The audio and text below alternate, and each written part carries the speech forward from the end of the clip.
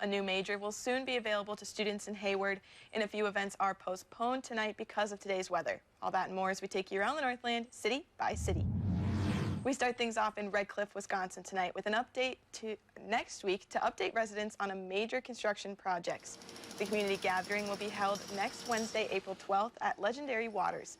Things begin at 5 p.m. with an update on projects, timelines, funding, and disturbances to stores coming up this summer. Under construction is the EMS facility, cultural center, police station, courthouse, and more.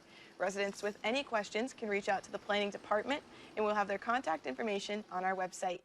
Next, we head to Hayward, where Lakoutere Ojibwe University has been approved for a new Bachelor of Science program. The Higher Learning Commission has approved their newly developed Bachelor of Science in Biology degree. The program allows students to achieve an associate degree first in biomedical sciences or agriculture and natural resource management. Then, during their junior year, they can begin the Bachelor of Science in Biology degree. Students in either track will be eligible for internships, research opportunities, and more. Registration for the program is now open. And next we head to Carlton, where a speaker event tonight has been postponed.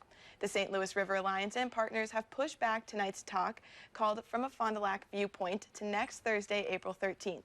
The event features speakers from the Fond du Lac Band of Lake Superior, Chippewa, talking about their cultural perspective of the St. Louis River area of concern and the band's natural resource efforts.